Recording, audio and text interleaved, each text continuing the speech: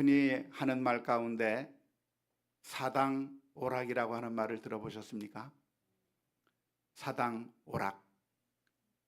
무슨 얘기냐면 우리 수험생들이 4시간을 자면 대학에 합격하겠지만 5시간을 자게 되면 낙방하게 된다고 하는 아주 무서운 말입니다.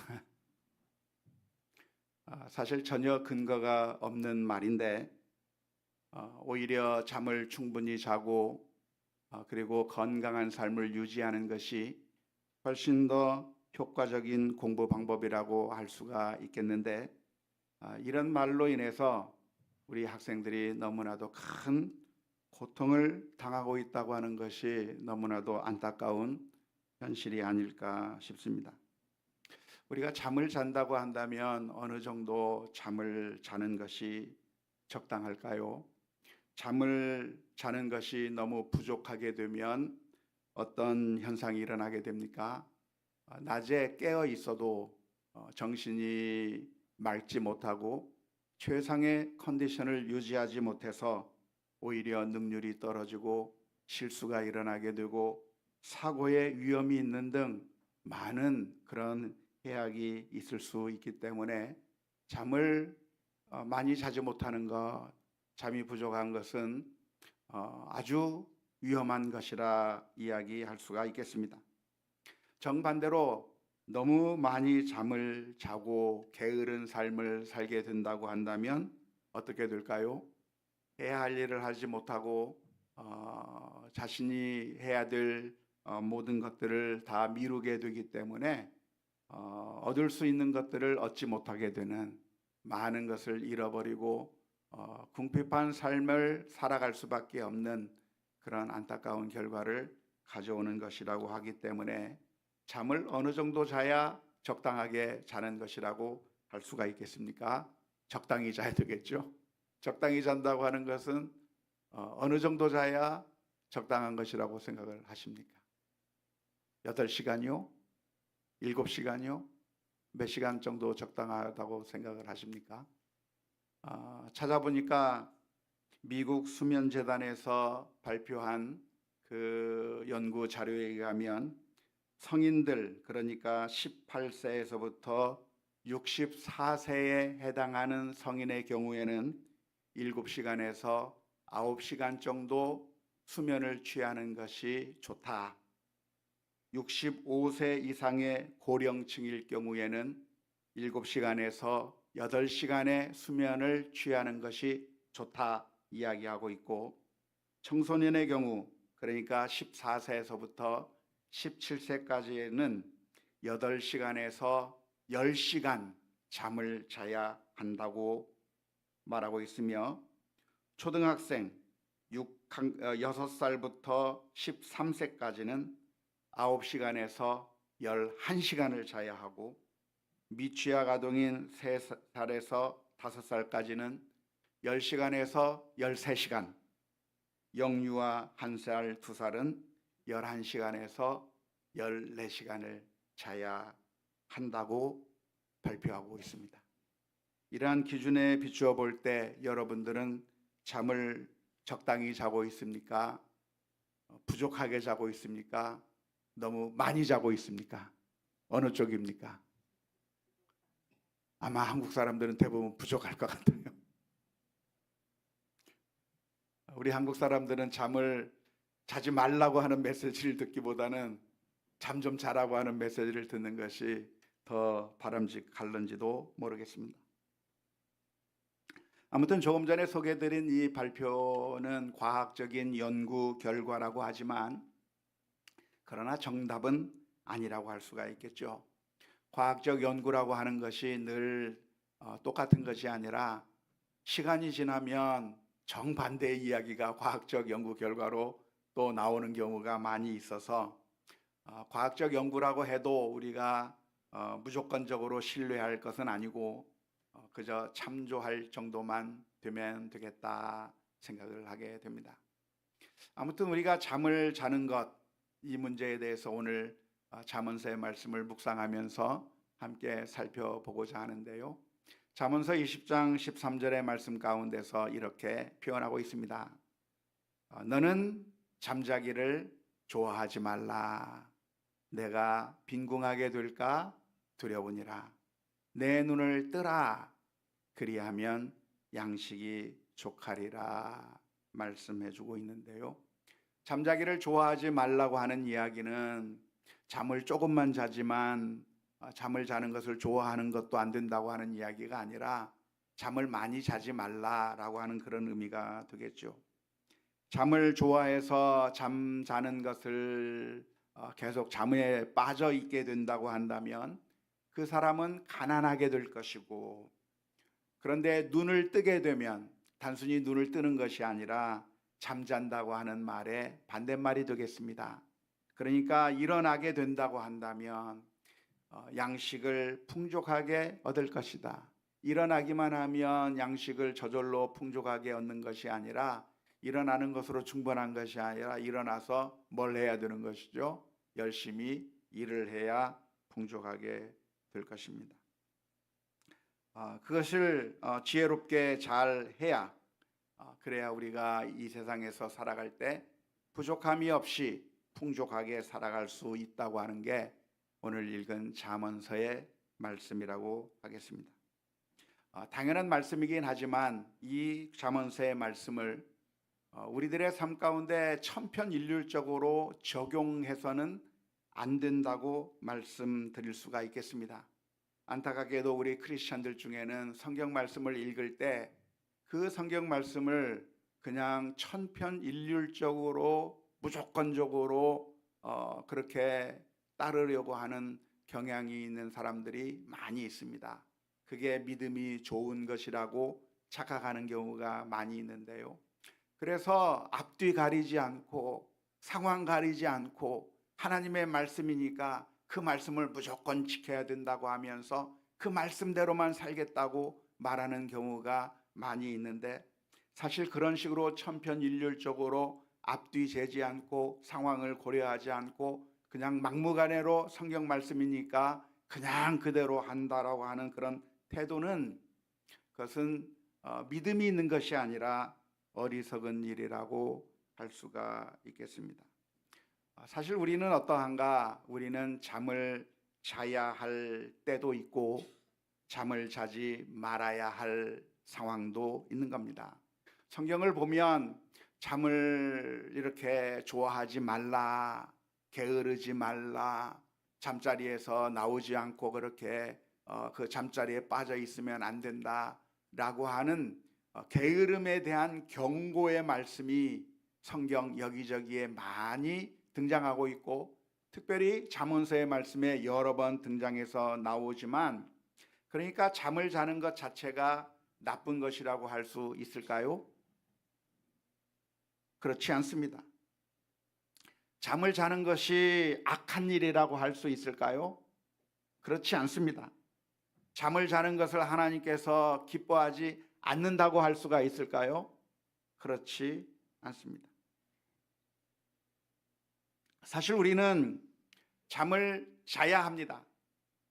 잠을 자야 하고 쉬어야 할 필요가 있는 사람이 바로 우리들이라고 할 수가 있겠습니다. 특별히 성경에 보면 시편 127편 2절 말씀에 보면 너희가 일찍이 일어나고 늦게 누우며 수고의 떡을 먹음이 헛되도다. 그러므로 여호와께서 그의 사랑하시는 자에게는 무엇을 주시는도다? 잠을 주시는도다. 만일 잠이 악한 것이라고 한다면, 만일 잠이 나쁜 것이어서 하나님께서 기뻐하지 않는 것이라고 한다면, 하나님께서 그 사랑하시는 자에게 잠을 주실 리가 있겠습니까? 잠이 나쁜 것이 아니라, 그 자체로 악한 것이 아니라 사실 우리들에게 필요한 부분이 잠을 자는 것이라고 하는 것을 우리가 기억해야 할 것입니다. 뿐만 아니라 예수님께서는 제자들에게 나와 함께 깨어 있어 기도하라고도 말씀하셨지만, 그러나 어느 정도 시간이 지난 다음에 예수님께서는 제자들에게 다시 돌아와서 이제는 자고 쉬라고 말씀해 주셨습니다. 마태복음 26장 45절에서 그렇게 말씀하신 것이죠. 이에 제자들에게 오사 이르시되 이제는 자고 쉬라. 보라, 때가 가까이 왔으니 인자가 죄인의 손에 팔리느니라. 아주 긴박한 상황을 앞에 두고서 지금은 자야 할 때고 쉴 때라고 말씀해 주셨을 뿐만 아니라 시편 기자는 하나님을 신뢰하면서 뭐라고 노래했습니까? 시편 4편 8절의 말씀에 내가 평안히 눕고 자기도 하리니 나를 안전히 살게 하시는 이는 오직 여호와이시니이다. 하나님께서 나를 안전히 살게 하셨기 때문에 내가 평안히 자고 평안히 눕는다고, 하나님의 은혜를 받아서 하나님의 은총을 누리기 때문에 내가 잠도 자고 내가 평안히 눕는 것이라고 노래하고 있다고 할 수가 있겠습니다.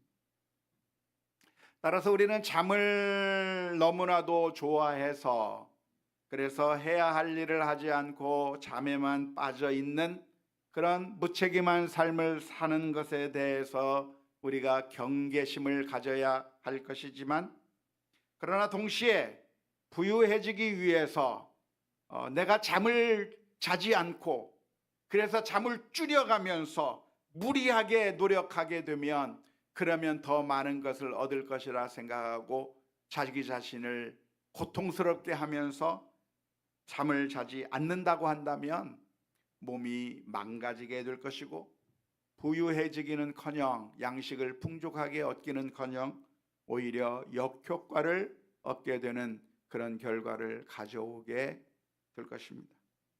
따라서 잠은 어느 정도 자야 됩니까? 적당히 자야 됩니다. 정답은 적당히 자야 되는 것이죠. 그 적당히가 얼마냐 고민해 보시기 바랍니다. 하나님의 말씀은 우리들에게 약약이지만, 약이라고 하는 것은 적당한 환자에게 잘 처방이 되었을 때 그 약이 우리들에게 양약이 될 수가 있습니다. 약이 좋다고 해서 아무나 먹어도 되나요? 그게 아니에요. 혈압이 높은 사람에게는 혈압약을 주겠고, 당뇨가 있는 사람에게는 당뇨약을 주겠고, 그래서 그 약을 먹음으로써 혈압이 조절이 되고 당뇨가 조절이 되고, 그래서 건강함을 얻게 되는 유익한 약이지만, 그 약을 아무 상관이 없는 아무나 먹어도 되느냐 하면 그렇지 않아요. 전혀 관계가 없는 사람이, 자신의 병과는 아무런 관련이 없는 사람이 그 약을 섭취했다가는 그러면 오히려 위험에 빠지기 때문에 약사가 있는 거예요. 그 어려운 공부를 해가면서 약사가 있어야 하고, 그 약사의 지시에 따라서 우리가 배워야 할 이유가 무엇입니까? 약을 먹을 때 그냥 먹는 것이 아니라 조심해야 되는 이유가 무엇입니까? 그 약을 함부로 먹으면 안 되기 때문에 그래요. 제가 요즘 알러지가 걸려가지고 봄, 가을마다 이렇게 환절기가 되면 제가 늘 콧물이 줄줄줄 나와가지고 너무나도 고통스러운데, 그래서 알레그라 약을 복용하면 좀 괜찮고, 알레그라 약을 또 그 다음날 먹으면 괜찮고 해서 잘 먹으면서 왔는데, 어느 날 하루는 먹어도 안 되는 거예요. 안 듣는 거예요. 계속 콧물이 납니다. 그래서 어떡할까요?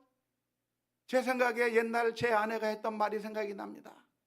아프면 약 하나 더 먹으면 되지.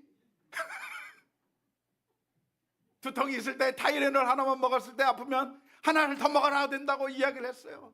그래서 하나를 더 먹으면 어떨까 하면서 먹으려고 하다가 그냥 먹으면 안 되겠다, 약사한테 물어봐야 되겠다 생각을 했는데, 내 옆에 약사가 바로 없으니까 누구에게 물어봤겠습니까? AI한테 물어본 거죠. 약을 하나 먹었는데 영 낫지가 않으니 또 하나를 더 먹어도 괜찮겠나 하고 물어봤어요.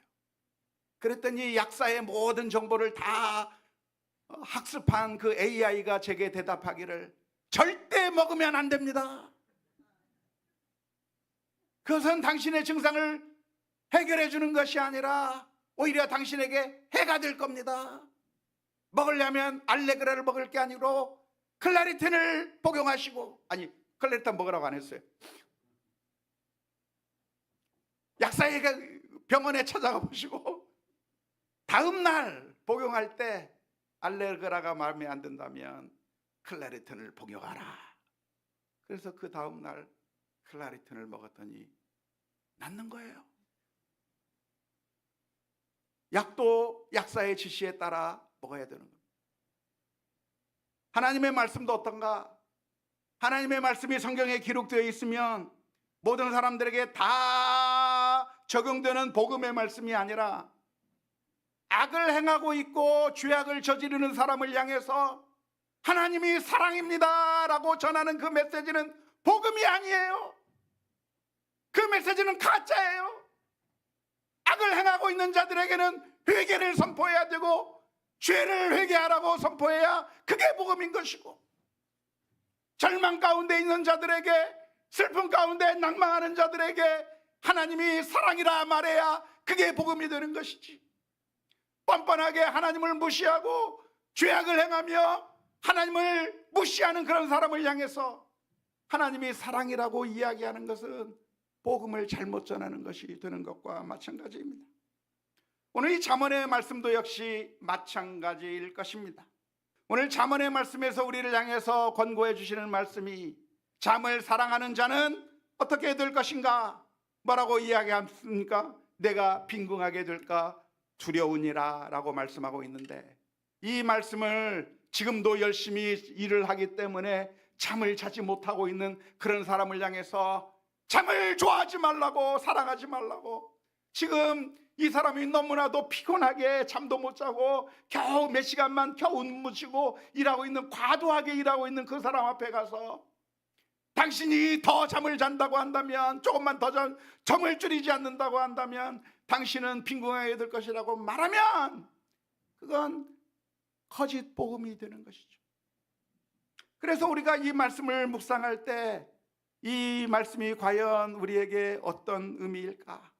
성경에 보면 잠을 줄여야 된다고 하는 말씀도 있는가 하면, 때로는 성경 다른 곳에서는 하나님께서는 그 사랑하시는 자에게 잠을 주신다고 하는 말씀도 있으니, 오늘 우리들의 삶 가운데서 우리가 과연 하나님의 말씀을 어떻게 받아들여야 될지, 우리가 하나님의 뜻에 귀를 기울이며 조용히 묵상하는 가운데 하나님의 인도하심을 따라 적절한 하나님의 말씀을 우리가 받아들여야 될 줄로 믿습니다. 오늘 말씀은 누가 들어야 할 말씀일까요? 게으른 우리 자녀들이 들어야 될 메시지이겠죠. 잠자리에서 일어나지 않고 출근도 하려고 하지 않고 학교 가려고도 하지도 않고 그냥 잠에 빠져버려 있는 우리 아이들,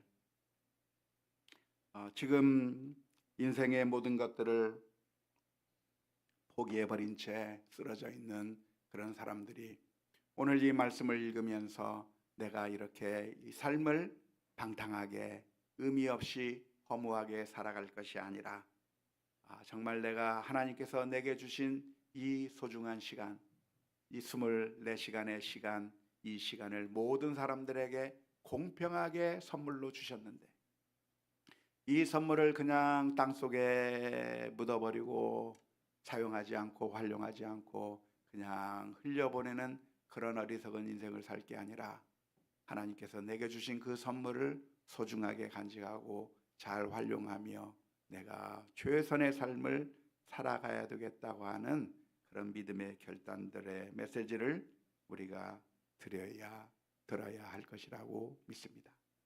우리가 부지런한다고 하는 것은 어떤 유익이 있습니까? 오늘 잠언서 20장 13절에서 들려주고 있는 것은 우리가 부지런하면 잠을 사랑하지 않는다고 하는 이야기는 잠을 조금만 잔다고 하는 이야기가 아니라, 잠만 조금만 자면 된다고 하는 이야기가 아니라, 사실은 부지런해야 된다고 하는 말을 이 잠을 적게 잔다고 하는 말로 표현한 것입니다. 우리가 인생을 어떻게 살아야 되는가? 열심히 부지런히 신실하게 성실하게 살아야 된다고 하는 그 표현을 나타내기 위해서 잠을 사랑하지 말라고 하는 그 표현으로 이야기하고 있는데요. 우리가 부지런하게 된다고 한다면 어떤 유익이 있습니까? 오늘 잠언서 20장 13절에서 가르쳐 주는 대로 풍족한 양식을 얻게 되는 것이죠. 따라서 우리가 양식을 족하게 얻으려면, 우리가 부요해지려고 한다면, 우리가 풍성한 삶을 살기를 원한다면 어떻게 해야 한다는 것입니까? 부지런해야 된다는 거죠. 우리가 어떻게 풍성해질 것인가? 어떻게 우리가 여유로운 삶을 살 것인가? 어떻게 우리가 넉넉한 삶을 살 수 있는가? 우리가 다른 사람에게 꾸어줄지언정 꾸는 자가 되지 아니하고, 많은 사람들에게 은혜를 베풀지언정 구걸하지 않는 자가 되려고 한다면 어떻게 해야 되는가? 잠언서 20장 13절의 말씀에서는 우리가 열심히 인생을 살아야 된다, 부지런한 삶을 살아야 한다고 가르쳐주고 있습니다. 이게 바로 하나님의 법칙이라고 하는 것을 기억해야 할 겁니다. 우리가 스스로 부지런하지 않고 게으르게 행동하면서 하나님의 축복을 기대하는 것은, 그것은 어리석은 일이고, 그것은 믿음이 아니라 잘못된 생각일 것입니다. 내가 노력하지 않은 채, 내가 부지런한 삶을 살지 않은 채 하나님 앞에 나아가 기도하면서 하나님 내게 은혜를 주시옵소서, 하나님 우리에게 필요한 양식을 주옵소서, 우리에게 이것을 허락해 주옵소서, 우리의 삶이 해결되게 해달라고 하나님 앞에 기도하는 것은 그게 믿음이 아니라는 거예요. 이미 하나님께서 우리에게 무엇을 주셨는가? 우리가 부유하게 살 수 있는, 풍족한 양식을 얻을 수 있는 방법을 하나님께서 하나님의 법칙으로 우리에게 주셨어요. 그런데 그 법칙을 주셨는데 그 법칙을 깡그리 무시해버리고 열심히 살아야 된다고 하나님께서 말씀하시는데 열심히 살지 않은 채, 학생이 공부하지 않고 일하는 사람이 일하지 않고 잠만 자고 아무것도 하지 않은 채, 내가 할 노력을 아무것도 하지 않은 채 그저 하나님 앞에 나와서 기도하면서 하나님 이 문제를 해결해 주시고 건강하게 해주시고 부유하게 해달라고 기도하는 것은 그게 믿음이 아니라 사실은 그것은 잘못된 생각입니다. 물론 우리는 하나님을 믿고 신뢰하고, 그리고 우리가 가진 모든 것들이 하나님의 은혜의 선물이라고 하는 사실을 인정하며 우리가 온전히 하나님을 의지하는 것은 당연할 것입니다. 왜 그렇습니까? 시편 127편 1절에서 가르쳐주고 있는 것처럼 여호와께서 집을 세우지 아니하시면 세우는 자의 수고가 헛되며 여호와께서 성을 지키지 아니하시면 바스근에 깨어 있음이 헛되도다 말씀하셨기 때문에 우리가 아무리 노력한다고 해서, 우리가 아무리 수고한다고 해서 우리의 힘만으로 모든 것이 이루어지는 것이 아니라 하나님께서 여호와 이레로 인도하시고 하나님께서 선한 길을 인도해 주셔야만 한다고 하는 것은 당연하다 할 것입니다. 하지만 동시에 우리가 전혀 아무것도 하지 아니하면서 하나님께서 인도하신다고 했으니까 그러면 나는 아무것도 할 필요가 없네, 손 놔버리고, 하나님께서 먹이시고 하나님 백서 입히신다고 했으니까 공중에 나는 새를 보라, 들판에 피어있는 꽃을 보라, 하나님께서 먹이신다고 입히신다고 했으니까 내가 할 필요 아무것도 없다, 나는 할 일 없고 하나님께서 다 먹여주신다고 하면서 내가 아무런 노력을 하지 않은 채 나는 그냥 게으른 삶을 사는 채 하나님 다 해주세요 라고 하는 것은 그게 믿음이 있는 것이냐 하면 전혀 그렇지 않습니다. 그것은 무엇인가? 하나님 믿음이 아니라 하나님을 시험하는 일입니다. 하나님을 시험하는 것은 악한 일이고 하나님께서는 하나님을 시험하지 말라고 말씀해 주셨습니다. 예수님께서 기도하신 후에 사탄에게 이끌려 시험을 받았던 적이 있었는데요. 그때 사탄이 마귀가 예수님을 성전 꼭대기에 세우면서 예수님을 향해서 시험을 했습니다. 성전 꼭대기에서 뛰어내려라. 그러면 성경에 기록하기를 하나님께서 천사를 동원하여 내 발이 상하지 않게, 내 발이 다치지 않게 보호해 주시겠다고 성경에 약속해 놓고 있지 않는가. 네가 만일 하나님의 아들이라고 한다면 성전 꼭대기에서 뛰어내리면 하나님께서 너를 보호해 주신다고 하는 것을 한번